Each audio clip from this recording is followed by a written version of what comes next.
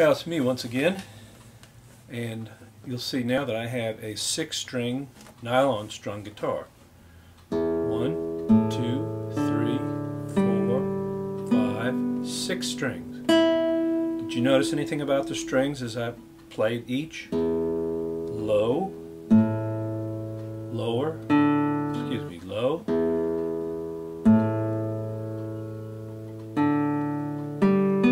to high. So as the strings go, it's from lowest to low, not quite, higher, higher, and highest.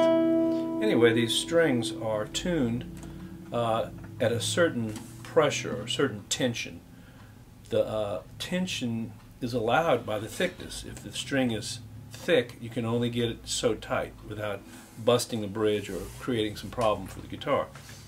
As you play on the low string, the frequency vibrates lower because it vibrates slower.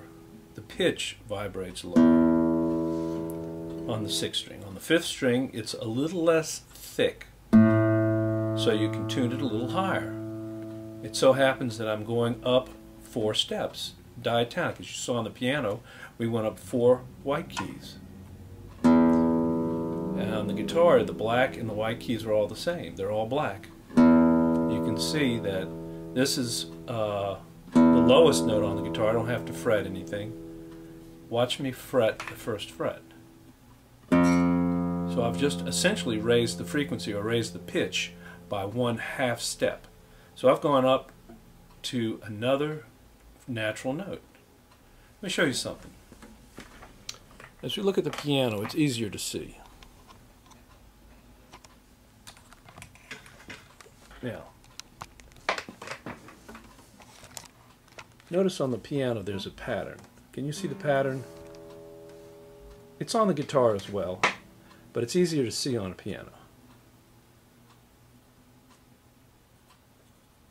2 black keys, 3 black keys, 2 black keys, 3 black keys, 2 and 3. So for each octave you have 2 black keys, a pair of 2 black keys, and a pair in a group of 3 black keys. So what that means is you've got white keys that don't have black keys in between them. You have, if we start on C, and we move up to the black key, we've gone to C sharp. Then up to D, D sharp. But notice that E and F don't have a black key. They are called natural half steps.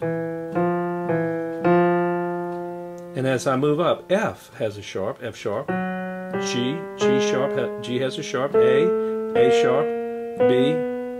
But look, B, between the 3 black keys and the 2 black keys, you have no black key between B and C. Those are natural half steps. So between E and F and B and C, you have no black key. So the piano is pretty consistently visual. You can see all the way up and down the octaves how B and C and E and F do not have black keys in between. Those are the natural half steps.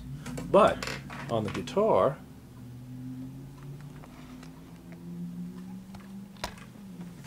if you'll notice, they're all black, as I said.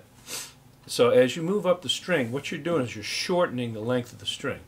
The string goes from this nut, this is the head nut, and the string stops vibrating at this point, all the way to the bridge nut back here. And you can see the length determines the pitch too. If you have a longer instrument, for instance a double bass, which is a bass string instrument, the neck is going to be longer, the string length is going to be longer, and the pitch is going to be lower. So the lower the sound, the longer the string, or the thicker the string. Both of those factors come into play. So this is the lowest note on the guitar. It's the longest string. They're all the same length, but it's the longest. I haven't shortened it,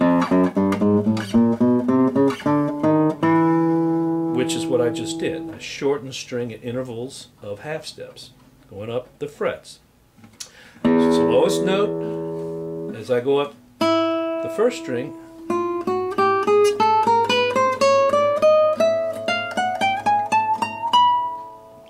highest note on the guitar, on the skinniest string, the thinnest string, shortened to the shortest length at this fret. 1, 12, 13, 14, 15, 16, 17, 18, 19, the 19th fret.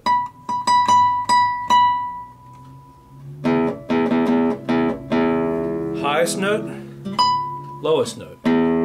So what you have there is the range of the guitar, unless I decide to tune it differently.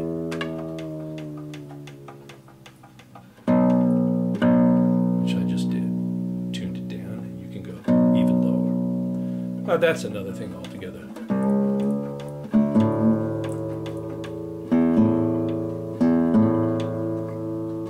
So as I was saying, the guitar has 6 strings tuned differently, tuned from low to high. 1, 2, 3, 4, 5, 6.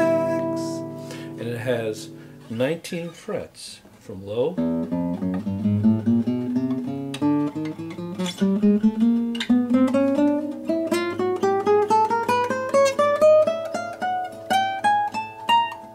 to high.